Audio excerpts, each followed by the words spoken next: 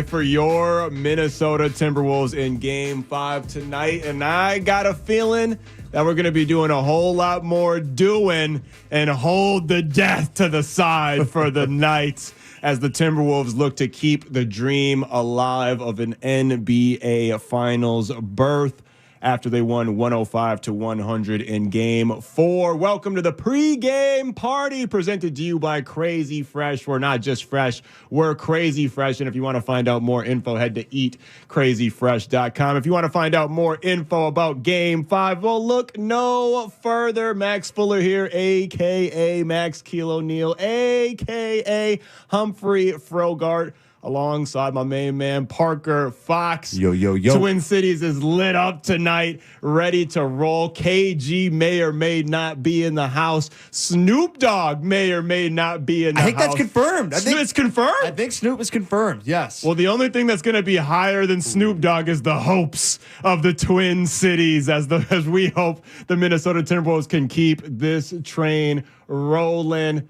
Parker, I thought, we got tag team. Speaking of musical artists, we got tag team going at the halftime. Tag team of Whoop, There It Is fame. Oh, they denied a halftime. Yeah, they're the halftime performance, and that was I felt like that was Timberwolves fans in Game 4. We were going Whoop, There It Is. Mm-hmm. That's the Timberwolves that we fell in love with. That's the defense that we fell in love with. That swagger that we've come to know. That joy that they bring to the game. Anthony Edwards, Karl Anthony Towns were back in action, and the Timberwolves just looked like they were back in their flow in Game 4. Yeah, that's a good way to put it. Whoop, there it is. We got a good version of Karl Anthony Towns, and I've said it for forever now. If we're going to win games and if we're going to want to compete for championships, we need Karl Anthony Towns to be Whoop, there it is, Karl Anthony Towns, because he's such a tremendous player in his own right, and when we don't have him and when he's fouling and sitting on the bench and not making shots, then we're not as good of a team. It's just straight up and simple to me. So I think look to Cat kind of the similar thing tonight. Come out and be aggressive early and then hunt his shot late in games, and those couple threes down the stretch that won us the game. Don't you think in Game 4 there? 100%. And it kind of looked like it was going to be another one of those clankers for Karl Anthony Towns. I think at halftime he had 3 fouls and 5 points, and then he really just kicked it up a notch in the second half. Ended up going 4 or 5 from 3, and I thought he just did a better job of not settling for the three. He took timely threes. He took the right kind of threes, and he kind of, like we talked about before, expanded his game from inward to outwards. He started attacking the basket a little bit more. He saw it go in once, and then that three started to drop. That jumper started to drop, and that's what we've been asking for Karl Anthony Towns, because as great of a three-point shooter as he is, the quote-unquote greatest big man shooter of all time, he's really at his best when he's a three-level scorer, scoring from inside, mid-range, and three-pointer, and I thought he just expanded his game from the inside out. Yeah, especially against a team like this, especially when they're throwing bodies like, PJ Washington or Derek Jones Jr. at you. You gotta take advantage of your size and your speed and your strength. I think. Hey, Michelle's here. Here we go. No, you got to take advantage of your speed, your size, and your strength. And I think that's a thing that we want to see from Karl. We trust Karl from the 3-point line. We want him to step back there. We want him to shoot threes. Arguably the best 3-point shooter on the team. 100% agree. But at the same time, if you're getting 6'6" and 6'7" guys matched up on you as a 7-footer, go take your big butt down there to the paint and be confident down there and start drawing fouls. The guys were talking about it before we hopped on. We need to continue to get to the foul line, and we need to make them. So I look to Karl to be really aggressive downhill tonight, and then hopefully he can start making some shots too, because it seems that it's a different Karl Anthony Towns when he's hitting shots versus when he's not hitting shots. And you got to kind of find a way to be consistent a little bit, even if you're missing shots. But I hope we get that version of Karl tonight. I do as well. Hopefully he can control the sort of silly fouls. He had a couple of them in Game 4 there, but ended up bouncing back. I believe he fouled out at the end of the game. Yeah, he did. Right? Yeah, he but did. Still left his impact, and ultimately didn't need him in the last couple minutes or seconds of that game. Yeah, that was that little foul that we were arguing with the Luka lean-in kind of deal. It's been, people have stopped. They've nonstop debates about it. It's old news at this point. Who cares about about it. To me, it's like it's Luka Doncic, so you just kind of got to swallow it and move on. You know, he's going to get calls. It's going to happen. Yeah. And we got the Twin Cities' favorite referee and crew in the house. Yeah, tonight. who's reffing tonight? It's Mark Davis and the boys tonight. Okay. Timberwolves are infamously 3-1 with Mark Davis and the crew. Kind of swallows his whistle more so compared to physical. other officiating crews. So the Timberwolves will have a chance to get back to that physical brand of basketball that we know and love. Yeah, that favors us, but we got to be smart with it too. Right. You know, anytime you got Luka and Kyrie, you can't really tip that edge too much. You know, they're going to find ways to control that still and, you know, manipulate the refs. And if you watch Luka, if you watch this game tonight, I want some people to just watch how Luka just works them and they works the refs over and over and over. And eventually, you know, they're going to give him calls on the stretch. But no, that's Mark Davis' crew. Lets him swallow the whistle a little bit. Lets them play hard. What's the deal on Lively tonight? Do we have a confirmation on Lively tonight? I just was Googling that, and he's still questionable. He was working out. He was seen at shoot around and everything like that, but he's still questionable. I would imagine, Luka Doncic is questionable as well. I'd imagine both of them are going to give it a go. Yeah. Luka's for sure playing. We'll see about Derek Lively, but I'd imagine that he's going to try and give it a go after taking a pair of knees a couple of games ago. How big is that to have Derek Lively back if you're the Mavs? Yeah, that's huge for the Mavs. You know, he's a huge integral part of what they want to do. They really you know, credit to their front office. They really hit a home run with that pick this year. You know, a rookie that you know, didn't have crazy college numbers, but had the body and the size ready for it and fits into this offense perfectly. You know, he sets really physical, wide screens. We've heard Chris Finch talk about how he thinks they might not be legal too much. So I won't say illegal screens, but I'll say big physical wide screens. And then he rolls really hard. You know, he plays his role. He doesn't space out to the perimeter because he's not going to be a shooter. So why waste your time out there? He rolls to the rim hard. And then Luka rewards him. You know, anytime you have a superstar like Luka Doncic, who's just as good of a passer as he is a scorer, yeah, he's going in the lane to look for his shot, but then, you know, there's a reason why they're killing everybody else in lob attempt and alley-oop dunks because they got guys like that can, you know, dominate around the rim and score at a high level. So Lively's been a huge piece. They clearly missed him last game too. I was just about to say the same thing. They clearly lobs missed were him. Gone, and Luka had the playmaking wasn't as on point for Luka and Kyrie without him there. And obviously the Wolves were able to attack the paint a lot more because Lively's a pretty underrated protector of the rim. Yeah. No, they brought Maxi Kleba back last night and 2 nights ago, and that was good for them, but you could see he was still a little hobbled and was slow. It wasn't the normal version of himself. He wasn't even mentally in the game. Viral video of the four of them all like, get your ass over here. Like, what are you doing, man? That was really funny and inspired some pretty funny memes. But he was a non-factor, a complete non-factor. Yeah, but you know, you just talk about when you take somebody out of the roster, somebody else has got to step up, right? And that helps the Wolves. You know, Dante Exum came in the game and had a couple good plays. I think he hit a 3 and got a layup, and he had that lefty kiss off the glass, that gross shot. Yeah, he had a nice little stretch. He did have a nice little stretch. We're not going to get killed by Dante Exum. Yeah, that would be a bad way to go out. That would be a bad way to go out. But no, I think anytime you can, you know, take the role players out of the game and bring some new people in and hopefully throw new bodies and do different things is good for the Wolves. So, I look to us to be physical, getting that 2-3 zone a little bit again tonight. We're probably going to see Ant starting on Luka right away and Jaden starting on Kyrie. Yeah, speaking of throwing different bodies. Yeah, exactly. That seemed to be more effective than what we had been using before. Yeah, and there was an element of surprise to that when it comes to, you know, game 4 and, you know, you hadn't seen it for the first 3 games. So that's gone now, but you know, this team isn't, you know, when you're playing this deep in the playoffs, the surprise factor is gone. You know what Dallas is going to do. Dallas knows what we're going to do. So now it's, you know, whoever can do it better tonight. So I'm looking forward to it, man. I'm looking forward to it too. And you kind of mentioned it. These teams are familiar with each other at this point. There's not a whole lot that you can do, but it did seem like Finchy especially made some timely adjustments down the stretch. Late game execution has been kind of the main woe for the Timberwolves throughout this series. What do you expect from the Dallas coaching staff to what kind of counter punch, what kind of adjustments are you expecting from the Dallas coaching staff heading into Game 5 tonight? Yeah, I think especially if Lively's healthy tonight and playing, I expect him to try to get out and run a little bit more. We've seen Dallas's offense be pretty good in transition, and Wolves, you know, they're not bad transition defense team, but they showed in the Denver series that they're not a great transition defense team. And anytime you got, you know, a speedy guy like Kyrie Irving out in transition is good. And then Luka can find anybody anywhere. So I think Dallas is going to try to get up and score some more. I think if you look at Dallas throughout the regular season,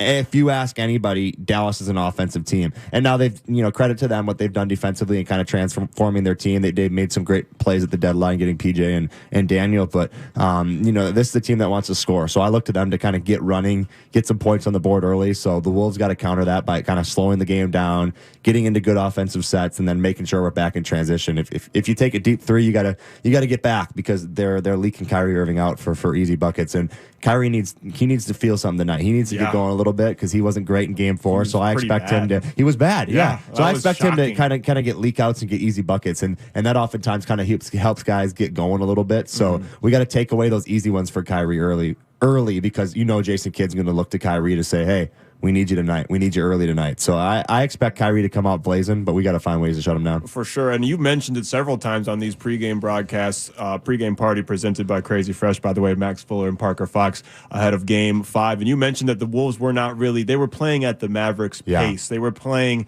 Dallas Mavericks basketball, but it felt like they finally kind of got their heads in the game. They slowed the game down and got back to Timberwolves brand basketball in Game 4 there. Yeah, they did. And I think that's what you got to do, right? You're not trying to find, obviously you got to play to another team in a way, and you got to, give what the defense gives you and all that kind of stuff. But this is a Wolves team that's been tremendous all year, and they're tremendous because of the way they've done it. So get back to your winning ways, whatever that is.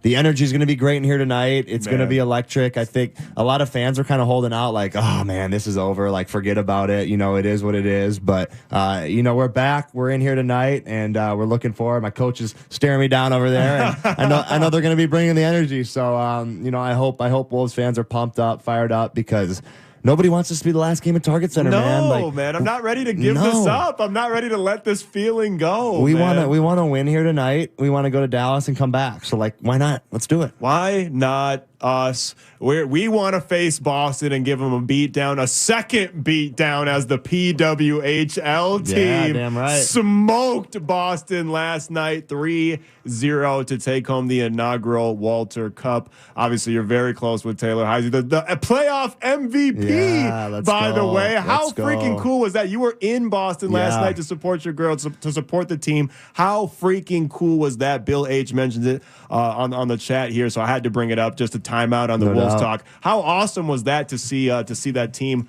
accomplish that, get over that hump, especially after that heartbreaking loss in the game before? How awesome was that being in Boston? What were the vibes like? What was the party like? Tell us all about it. Well, you and me always talk about the kind of the woe me Minnesota sports thing, and we almost kind of felt that with the PWHL team too. And it's their first year. It's just a brand new league, and so no one's technically accustomed to anything yet. But we they lose Game 4, and then we got to go to Boston. So yeah, it was a no-brainer to me, man. Just bought a flight out there. It was a quick 26-hour trip. I was there, around 2:00 in the evening yesterday. Went to the game, and then I was up at 5 a.m. to get back here to Minneapolis today. Played my little round of golf. But look at you. No, man, electric atmosphere.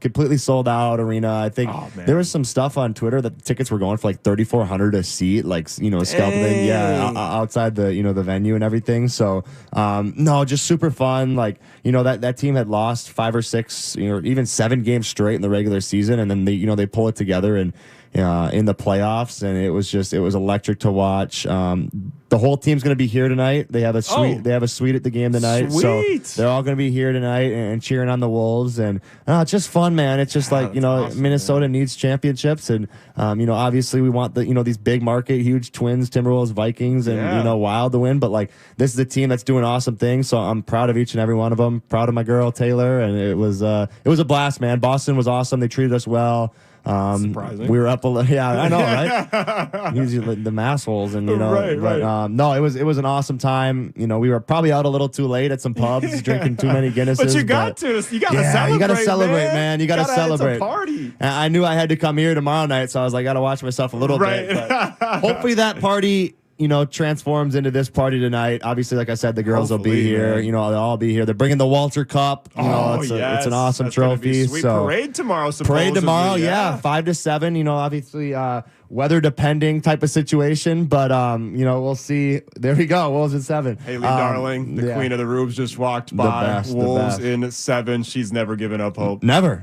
Yeah, but if people are not doing anything tomorrow, 5 to 7, it's supposed to be in St. Paul. They're weather depending. It might be at the XL Energy Center. It might be at a local park. We'll see, weather depending. But yeah, go on and cheer on the ladies. They can get a little parade going on, something like that. So they need the support, and so do these Wolves, man. Yeah. It's a fun time to be a Minnesota sports fan. It's so much fun. They don't even have a name for the team yet. They already got rings. They already got trophies. Damn right. That is so freaking cool. To kind of connect the two subjects, who do you Taylor Heisey, she's the playoff MVP for the PWHL team. Who's going to be the Taylor Heisey of the night for the Timberwolves and the Mavericks? Yeah, I think it's, when you look at her game and, her consistency and the way she plays at such a high level, you need that from your best player, right? Like, you need your best player to be the best player on the ice and the best player on the floor when you're playing in a championship environment. And for me, that's Anthony Edwards. You need the best version of Anthony Edwards. Dallas needs the best version of Luka Doncic. And I think at the end of the day, tonight we're going to see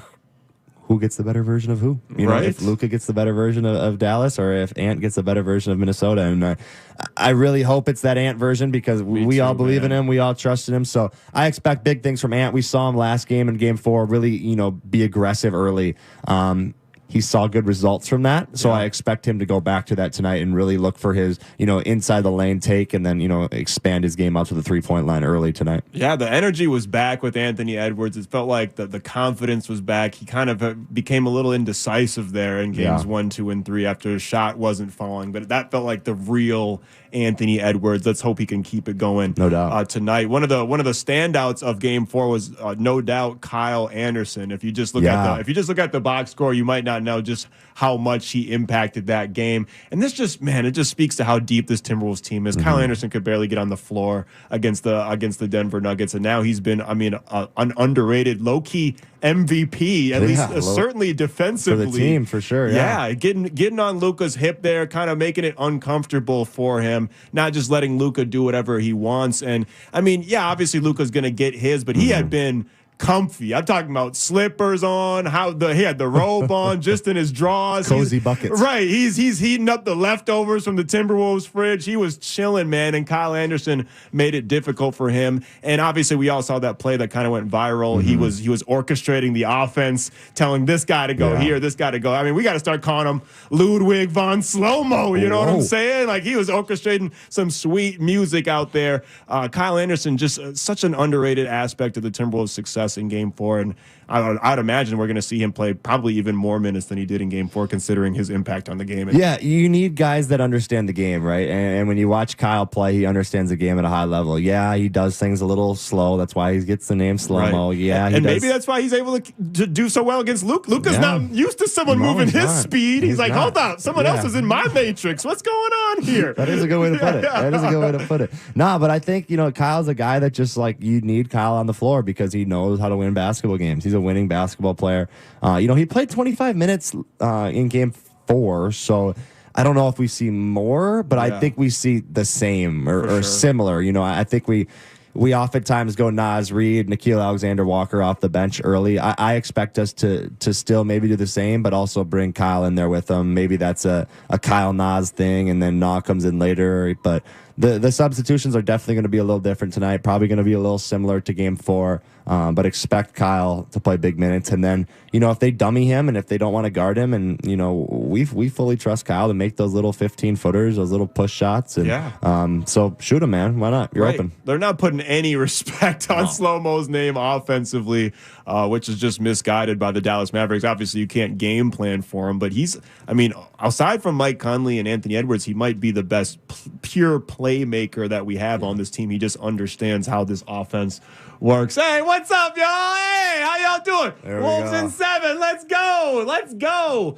And that just, the way that people are feeling about this team just speaks to how different it is. Normally we'd be hanging our heads and, it's over. But all it took was one more and everybody's believing. We don't give a damn about that 155-0. We don't care about history. We don't care about none of that. It's been so awesome throughout this season, and Anthony Edwards just plays with such a confidence. Even after the game, he's talking about how he's talking to Micah Parsons after the game, saying like, "Yeah, I'm gonna bring you some AE1s down to Dallas for Game 6." And that aura, man, right? He's just got that aura, and Timberwolves fans, it's infectious. We're all feeling it tonight. We all have high hopes.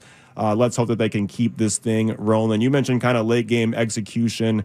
Kyle Anderson played some big minutes late game. And I just thought Chris Finch was throughout games 1, 2, and 3, he was rightfully criticized for some poor coaching mistakes, some lack of adjustments, lack of timeouts. But it felt like Finchie was back to playing chess instead of checkers in game 4 with some really timely adjustments, timely timeouts. I mean, even that technical kind of got the team fired up and ready to go. So I just thought Finchie everybody bounced back. Cat had a big bounce back game. Anthony Edwards, big bounce back game. But Finchie bounced back on a psychological level against Jason Kidd. Well, we've seen Finchie up his kind of, his demeanor every game. Obviously he's sidelined with the injury right now and, has to sit in the second row and can't stand up as much as you want. And right. The NBA has a rule where you're only allowed to have technically one coach standing up and coaching at a time. So Chris Finch just, by the nature of the injury, which is, unfortunate, it sucks, but he's kind of got to take the back row to Micah Norrie when it comes to a physical standpoint. But when it comes to a vocal and a mental standpoint,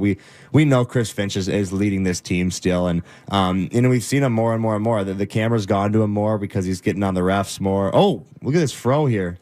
We got a fro in the building. A rival fro in the building? We got a rival fro in the building. It's an unspoken rule that whoever has the bigger afro, the one with the smaller afro has to pay respects. You know what I'm saying? So does he got the bigger afro? I think he's got more volume. Do we got an afro swinging contest going on right here? I think we do. Oh man, I'm gonna have to pay respects to him. He's the afro don in the house. The tonight. king fro. Yeah. The king fro, no doubt. No, but man, Finchie's great. We're gonna see a great Finch tonight. I think he's going to get the boys fired up. He's going to get them in the right spots. It's all about game planning when you're playing a team that's as skilled as this.